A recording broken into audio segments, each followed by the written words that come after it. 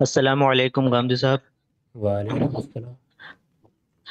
غامدی صاحب، تصوف سے لوگوں کو روحانیت حاصل ہوتی ہے، اور اگر تصوف کو چھوڑ کر کوئی انسان صرف اسلام کی پیروی کرے تو شاید اس سے بھی کچھ درجے میں روحانیت حاصل ہوتی ہے۔ آپ کہتے ہیں کہ تصوف ایک متوازی دین ہے۔ میرا سوال یہ ہے کہ تصوف اور اسلام میں کوئی اوور لیپنگ گرے ایریاز ہے جو دونوں میں کامن ہے اور وہ روحانیت کا سبب ہے؟ جزاک اللہ خیر۔ یہ روحانیت حاصل کرنی ہے تو میرا خیال ہے کہ آپ تصوفی کے پاس جائیے، وہ وہیں پائی جاتی ہے۔ اسلام کے لیے روحانیت کا لفظ ایک اجنبی لفظ ہے۔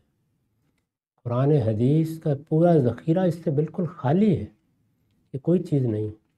تو آپ جہاں یہ پائی جاتی ہے بہتر ہے وہیں رہے، بلکہ یہ اس سے زیادہ بدھ مت میں پائی جاتی ہے، وہ زیادہ بڑا ماخذ ہوگا، پوری حاصل ہو جائے گی، ورنہ آدھی ہی رہے گی۔ تو اس کے لیے صحیح جگہ وہ ہے۔ اسلام میں کوئی روحانیت نہیں ہے، نہ پائی جاتی ہے، نہ روحانیت کا کوئی تصور ہے، نہ اسلام نے اس کو کسی جگہ کوئی جگہ دی ہے، نہ یہ اس کے عقائد میں کوئی چیز ہے، نہ اس کی شریعت میں کوئی چیز ہے، نہ اس کی حکمت میں اس کا کوئی مقام ہے۔ یہ بالکل ایک بیگانہ اور اجنبی چیز ہے، کوئی تعلق نہیں اس کا اسلام کے ساتھ۔